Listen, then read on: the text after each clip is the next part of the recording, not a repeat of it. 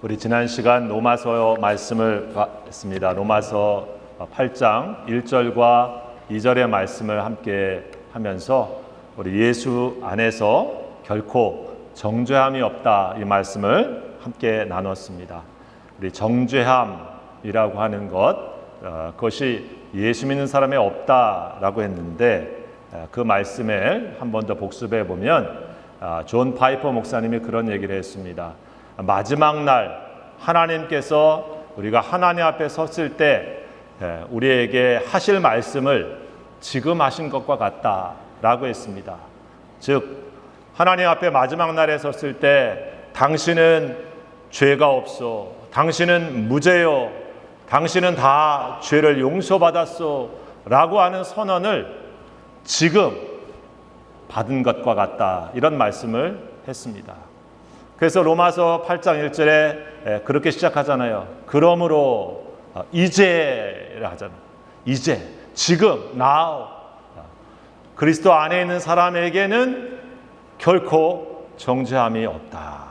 즉 하나님 앞에 우리가 서게 되는 그 순간이 사실 지금 이 순간에 믿음을 통해서, 예수님을 통해서, 성령 안에서 나에게 이루어진 믿음의 사건입니다.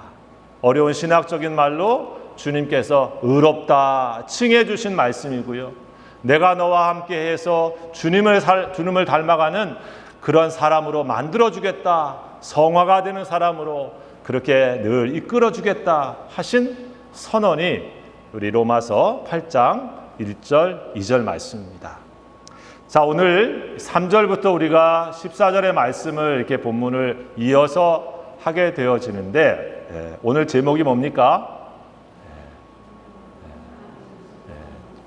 성령을 쫓아 성령으로 살고, 우리 주보에는 오타가 나와서 그거대로 하면 안 됩니다. 성령을 쫓아 성령으로 살자. 이제 그렇게 주님 앞에 되어 있는 사람들에게 중요한 게 뭐냐면 성령님을 쫓아서 또 성령 하나님을 따라서 사는 것이다 라고 하는 말씀이죠. 여러분, 성령님이 어떤 분이실까요? 그렇게 쉬운 건 묻지 마세요 하시는 눈빛인데, 성령님, 우리가 먼저 생각해 볼 게 우리 성현이를 생각하면서 잠깐 말씀한 겁니다. 성령님이 누구실까? 어려울 것 같아요. 자, 그러나 하나님을 알죠. 하나님 아버지. 그 다음에 우리 하나님의 아들 예수님 알죠. 우리가 성자 하나님이라고 부릅니다. 그 다음에 오늘 우리가 다룰 게 성령, 홀리 스피릿, 성령 하나님입니다. 그런데 기독교는 성부, 그러니까 아버지 하나님, 아들 하나님, 성령 하나님, 세 분 계시나? 그렇게 말씀하지 않죠. 우리 어른들 아시는 것처럼 트리니티, 한 분 하나님이신데 성부 하나님으로, 성자 하나님으로, 성령 하나님으로 세 위격이 계시다, 이렇게 간단히 설명을 합니다. 다른 모습으로 나오고 계시죠.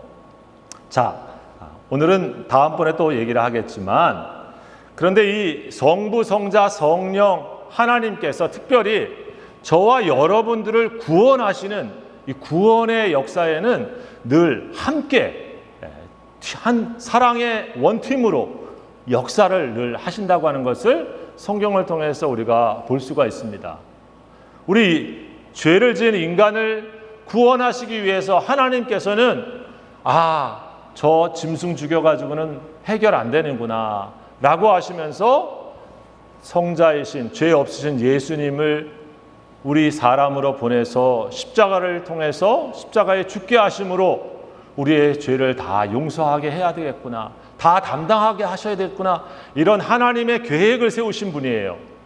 자, 그런데 그 계획을 실행하고 오시는 분은 누구십니까?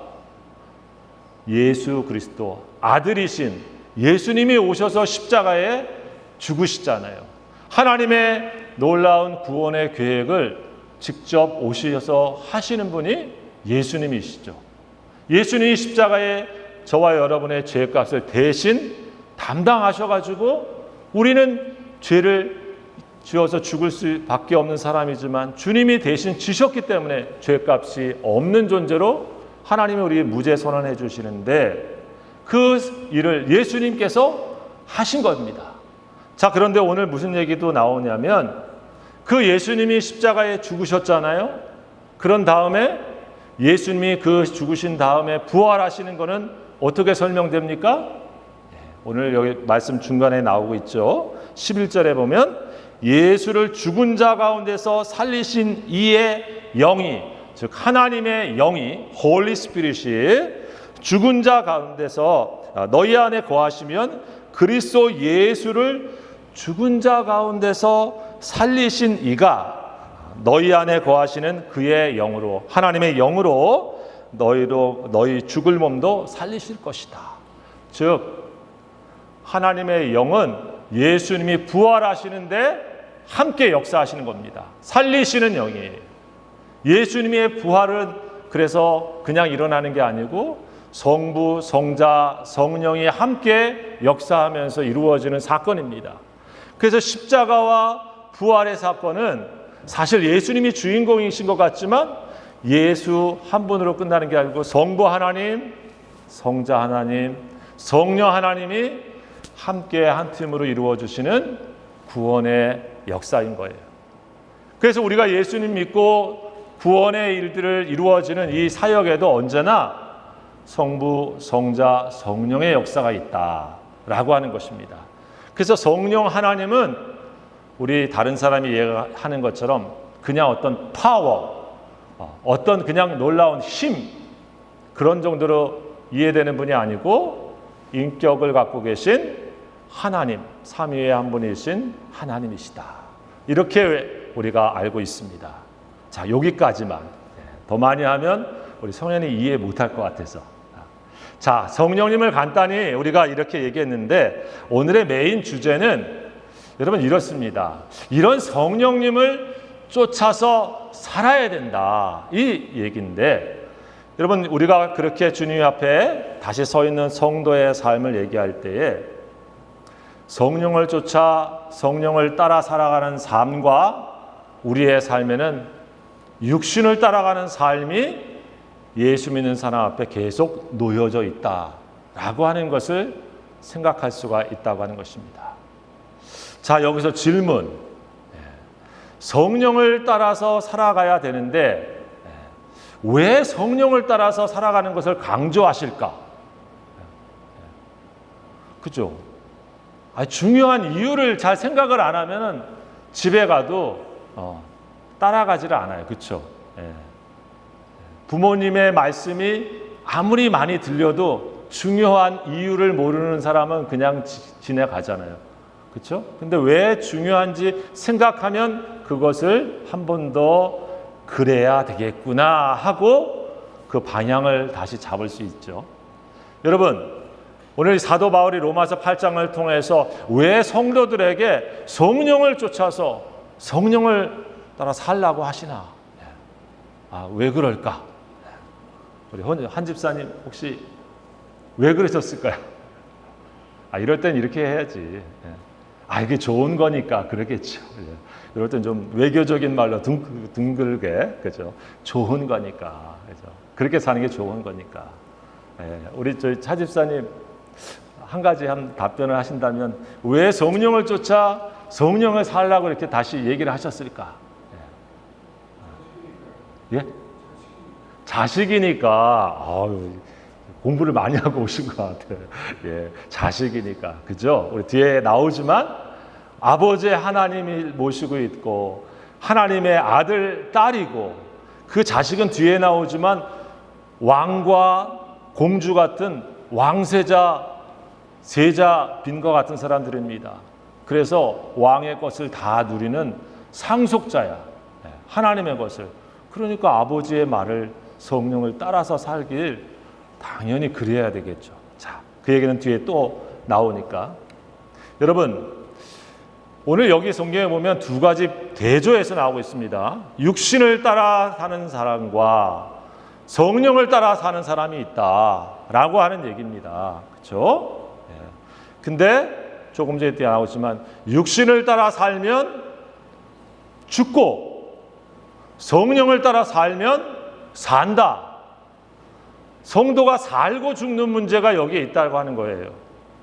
내 신앙생활을 살아있는 사람으로 살아가는 것과 살아있는 것 같은데 죽은 사람처럼 살아가는 것과의 중요한 신앙의 상태가 여기에서 결정된다. 여러분, 그래서 오늘 내 신앙생활이 살아있는 사람입니까? 내가 죽어있는 사람입니까? 다른 말로 말하면 내가 육신을 따라가는 신앙의 모습을 가져가면 죽은 사람의 모습이 나오고요. 성령을 따라 살아가게 하는 신앙생활을 하면 살아있는 신앙생활이 되어집니다. 그 엄청난 차이 아닙니까? 여러분, 살아있는 신앙생활 하고 싶지요? 아닙니까? 아유, 죽으나 살아나 상관없습니까? 또 하나 나옵니다. 여러분, 육신의 생각은 어디로 간다? 사망. 성령의 생각은 무엇이다? 생명과 평안. 성령을 따라가는 사람은 어떻습니까? 평안이 있습니다. 그 속에 하나님의 생명이 충만합니다. 여러분, 두렵고 걱정고 염려 속에 사는 신앙생활 하고 싶습니까? 그런 분 없으시잖아요. 아유, 난 죽겠네. 그렇게 살아가고 싶은 분이 없잖아요. 그럼 뭘 생각해야 되는가? 성령을 쫓아서 살아가는 신앙생활을 해야 되는구나 라고 하는 것이 오늘 여기 나와 있는 말씀이에요. 그래서 시간 관계상 제가 요약을 좀 해왔습니다. 첫 번째 페이지, 왜 성령을 쫓아서 따라 살아야 되는가? 오늘 있는 성경의 본문에 보니까 한 6가지가 성경에 나와 있는 것만 정리를 제가 한 거예요. 아까 첫 번째 오늘 것들은 6절에 있는 말씀. 우리 6절 말씀 제가 읽어드릴게요. 시간 관계상. 육신의 생각은 사망이요 영의 생각은 생명과 평안이라. 성령에 따라서 살아가게 되어지면 생각이 생명과 평안한 가운데 다스림 속에 산다는 겁니다. 육신의 생각은 육신을 따라가는 것에 따라가는 생각을 하게 되면 결국 어디로 간다? 죽는 데 간다. 죽음을 생각한다. 파멸에 간다 이거야. 그러니 얼마나 중요합니까? 두 번째, 오늘 말씀 집에 가서 한 번 더 다 보시되 거기 말씀에 보면 4절입니다. 육신을 따르지 않고 그 영을 따라 행하는 우리에게 율법의 요구가 이루어지게 한다. 율법의 요구가 뭘까요? 율법의 요구를 여기에 명시하고 있지는 않지만 율법을 다 지키면 어떻게 됩니까? 하나님과 의로운 관계가 되잖아요. 그렇죠? 율법의 가장 핵심은 뭡니까? 하나님을 경외해서 하나님을 깊이 사랑하는 사람 되는 것이고 내 이웃을 내 몸처럼 사랑하는 사람이 되는 것. 우리 어려운 말로 예수님 닮은 성화를 이루어가는 그런 삶이 되는 것입니다. 그게 이루어지도록 한다. 누가? 성령을 쫓아갈 때, 성령에 순종해 갈 때 그런 삶이 된다. 그러니 우리 신앙생활에 내가 그런 신앙생활을 하려고 그러는데 성령 하나님 빼고 내가 신앙생활 한다? 천만의 말씀, 만만의 콩떡, 말도 안 되는 얘기다. 얘기하고 있는 거죠. 맞죠? 우리 이성현 이해됐습니까? 세 번째, 이거 알아야지 집에 가서 성령을 따라 살까 말까라도 좀 생각해 볼 것 같아서 제가 말씀드린 거예요. 세 번째, 성경에 여기 나와 있는 말씀이에요. 육신의 생각은 하나님하고 원수가 돼. 하나님의 법 따를 수가 없어. 성령을 쫓아갈 때 저와 여러분들이 하나님의 법을 따를 수 있다. 그 얘기합니다. 여러분, 성도들이 하나님의 법을 따라가야 되죠. 그렇죠? 하나님의 백성인데 하나님의 통치인 하나님의 법을 따라가야 되는데 그걸 누가 따라갈 수 있게 해주신다? 제가 아니고 성령이, 하나님이 우리로 하나님의 법을 따라갈 수 있도록 도와주시고 이끌어 주시고 그렇게 해주신다 이 말이에요. 자, 그 다음 4번 우리 또 8절입니다. 한번 같이 읽어볼게요. 여러분 주보에 있으니까 8절 같이 읽어봅니다. 시작. 육신에 있는 자들은 하나님을 기쁘시게 할 수 없느니라. 여러분, 하나님을 기쁘시게 하는 신앙생활 하고 싶습니까? 아니면 하나님하고 원수된 신앙생활 하고 싶습니까? 그런 말도 안 되는 질문을 하십니까? 하나님하고 기뻐하는, 하나님이 기뻐하시는 신앙생활 하고 싶어서 오늘 이 자리에도 여러분들이 귀한 시간 내가지고 더운 데도 와가지고 함께 예배의 자리에 있는 거 아니겠어요? 하나님을 기쁘시게 하고 싶은 신앙생활 때문에 찬양도 하고 기도도 하고 우리가 어떤 섬김도 다 하는데 그렇잖아요. 그런데 육신의 일은 하나님을 기쁘시게 할 수가 없다. 다른 말로 성령을 쫓아서 성령에 따라서 살아갈 때 누구를 기쁘시게 할 수 있다? 하나님을 기쁘시게 할 수 있다. 그러니까 예수님 믿고 하나님 기쁘시게 신앙생활을 어떻게 해야 될까 할 때 한 가지는 기억하셔야 돼. 성령 하나님에게 순종하고 따라가는 신앙생활을 할 때 그 생각을 쫓아갈 때 하나님을 기쁘시게 할 수 있는 거구나. 그렇죠? 그 다음 여기 잘렸습니까? 5번째 여기 성경에 나와 있는 말씀은 뭐냐면 아까 얘기한 11절 읽었어요. 부활에 참여하게 되는 은혜가 있다 했습니다. 그렇죠? 우리도 예수님 부활하셨습니다. 성령이 우리에게 역사해서 우리들도 예수님처럼 나중에 돌아가신 다음에도 주님의 신령한 몸으로 부활하게 되는데 누가 역사하신다? 성령이, 우리 안에 계신 성령이 우리로 그렇게 하신다 이거야. 그냥 중요합니까? 중요하지 않습니까? 나는 뭐 부활이고 뭐고 아직 더워서 관심이 없습니다 하는 분 딱 2분 보입니다만 관심 좀 가지셔야 됩니다. 왜? 예수 믿고 내가 죽는 건 다 정해진 이치지만은 예수님 안에서 성령이 내 안에 계실 때 그 성령께서 예수님을 일으키신 것처럼 나를 부활의 영생으로 이끌어 주시는 분이시다. 여기 성경에 나와 있는 말씀.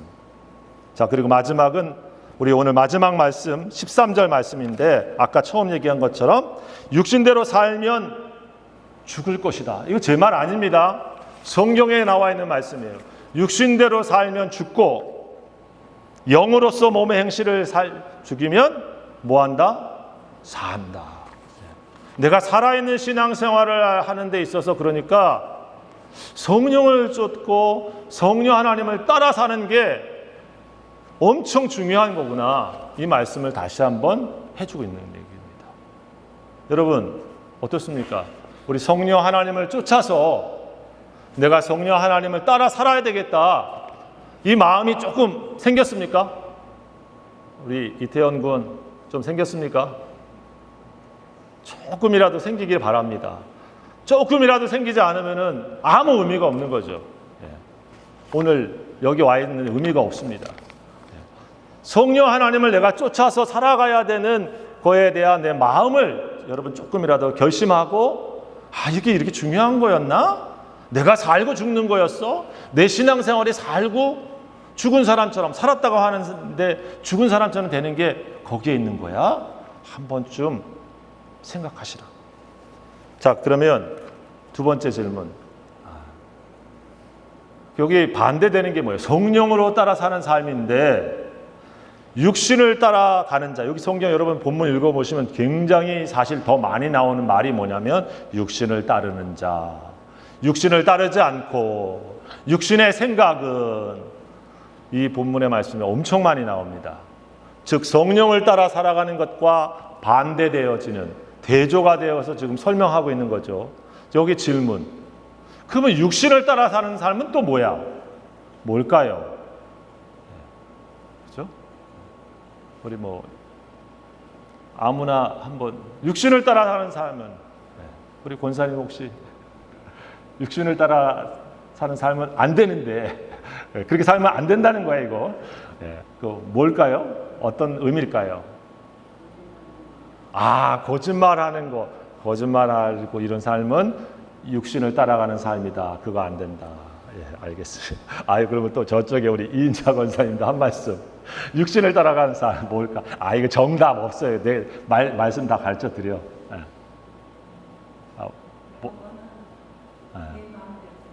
내 마음대로 사는 거. 예. 육신대로 산다는 거, 내 마음대로 사는 거 가로치고 하나님의 뜻보다는 내 마음대로 사는 거, 육신대로 사는 거, 이럽니다. 여러분, 육신이라고 하는 말이 우리 젊은 친구들은 지금 이해가 안 될 것 같아서 제가 했습니다. 이 육신이라고 하는 말과 이 몸이라고 하는 말이 성경에 많이 나오는데, 특히 로마서 사도 바울이 많이 쓰고 있어요. 이 서신서에 보면 좀 헷갈릴 때가 많습니다. 그래서 벌써 나왔습니까? 몸이 뭘고 육신이라고 하는 말이 뭔가 이 월드를 조금 이 데피니션을 살짝 조금 정리를 해야 될 것 같아요. 그렇죠? 이 몸이라고 하는 말을 이 사도 바울이 이 로마서에서나 딴 데 쓸 때는 좀 중립적인 의미로 씁니다. 중립적이라고 하는 말은 나빠질 수도 있고 좋아질 수도 있지만, 예를 들면 이 몸은 기본적으로 바디라고 표현되어 있는, 또 헬라어는 소마라고 되어 있는 말은 하나님의 영이 우리 몸에 거하시다. 너희 몸이 하나님의 영이 거하시는 전인 줄 알지 못하느냐, 템플인 줄 알지 못하느냐, 그 말씀 있죠. 우리 고린도에 보면 그때 이런 몸은 하나님의 영을 모시고 있는 처소 같은 그런 의미예요. 로마서 12장은 어땠습니까? 또 그래서 너희 몸을 하나님이 기뻐하시고 선하시고 온전하신 뜻이 무엇인지를 분별하도록 하라 그러면서 하나님께 기뻐하시는 산 제사로 드려라. 너희 몸을. 그럴 땐 뭡니까? 우리 몸이 우리 전체적인 인격, 또 우리 자신의 삶의 모습을 통해서 하나님께서 받으시는 삶의 모습으로 드려라 할 때 몸을 많이 씁니다. 그래서 이 성경에서 이 몸이라고 하는 것은 그런 의미로 사용을 많이 하고 있다. 물론 다른 의미로 이렇게 또 사용할 때도 많지만 중심적으로. 그럼 육신이라고 하는 것, 혹은 또 우리 육이라고 하는 것, 여기 육과 영이 막 나오고 있잖아요. 그렇죠? 육, 사르크스, 이 영어로는 플래시. 여기는 우리 꼬집으면 아픈 거. 여기 이거 육이 지금 여기 육신이라고 표현되어 있는 말입니다. 예? 그 육신을 따라 산다고 하는 게 뭐야? 예. 그렇죠? 그런 의미 속에서의 이 육은 몸과는 조금 다른 구별된 의미로 우리 죄된 본성, 혹은 신학적인 의미로는 하나님과 이렇게 대적되어지는 개념으로서의 우리의 죄된 본성을 따라가는 삶, 그 전체를 말할 때 육신이라고 하는 표현을 많이 쓰고 있습니다. 혹은 육이라고 하는 말을 쓰고 있습니다. 여기서 그래서 우리가 뭐 여기 있는 이 몸은 헬라인들이 생각했었던 이원론처럼 이 몸은 저급한 거야. 이거는 아주 그냥 안 좋은 거야. 이원론처럼 우리 영, 스피릿은 고귀하고 퓨어하고 하니까 그런 거가 귀한 거지. 이 살덩어리는 아무것도 아니야. 천만의 말씀. 성경에 그걸 얘기하려고 하는 것이 아니다.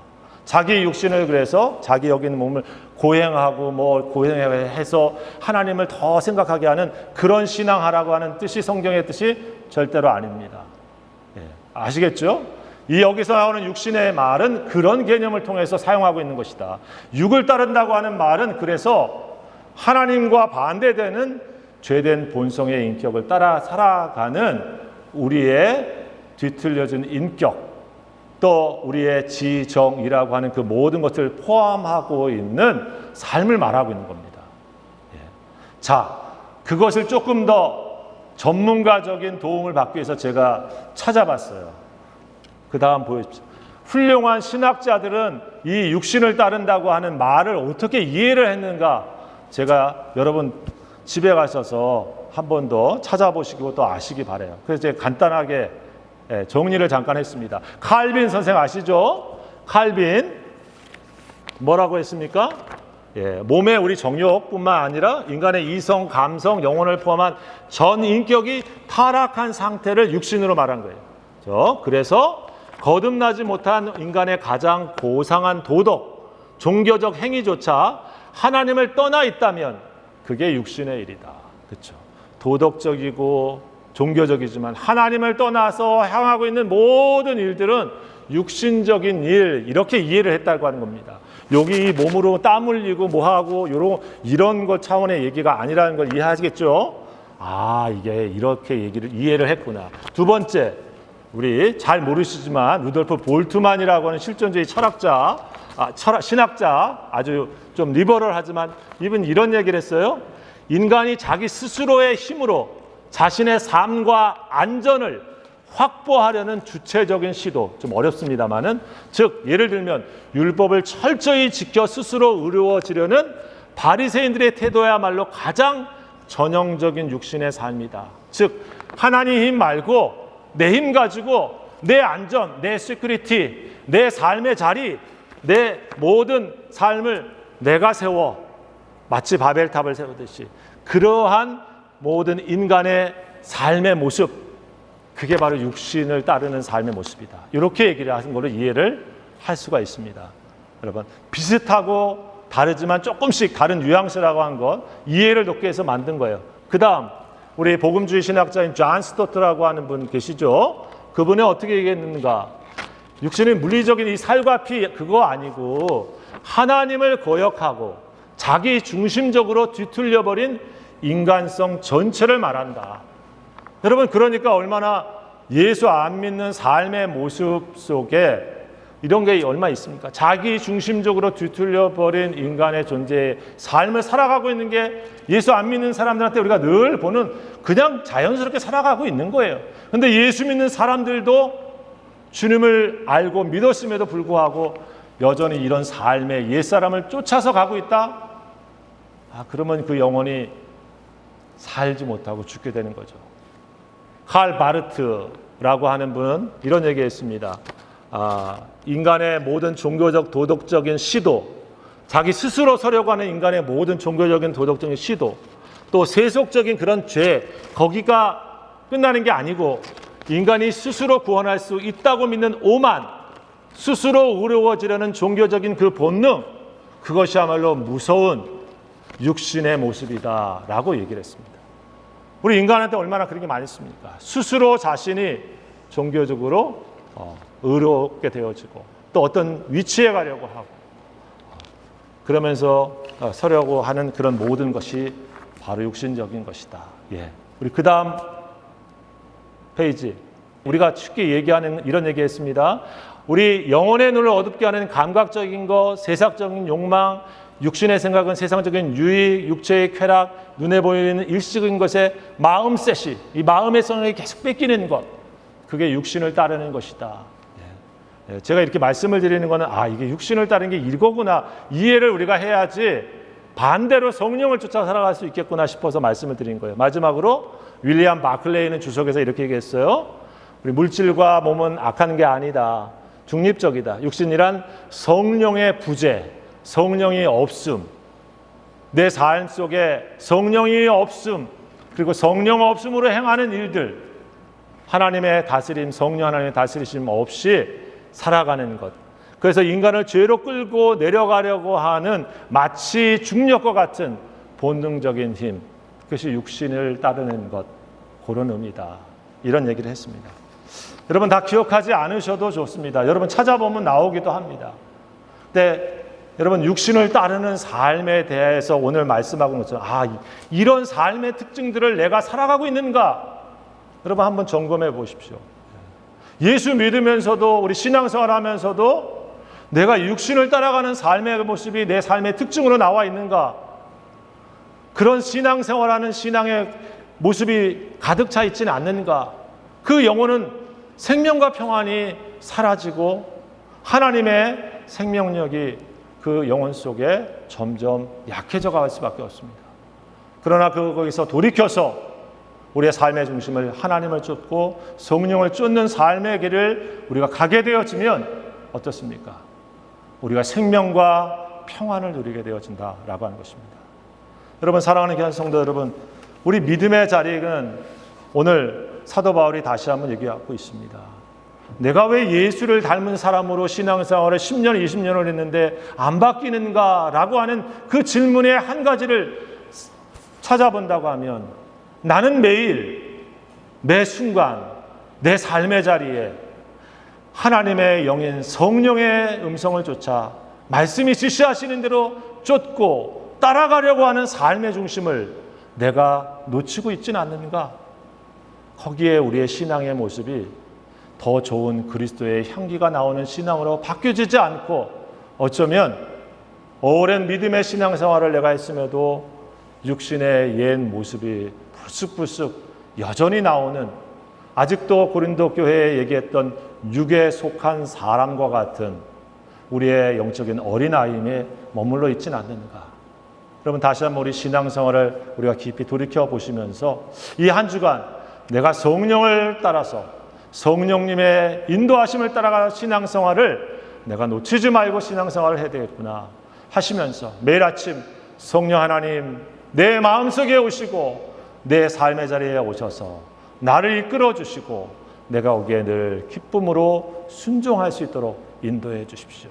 여러분, 이런 모습으로 우리 믿음의 길을 걸어갈 수 있기를 주의 이름으로 축원합니다.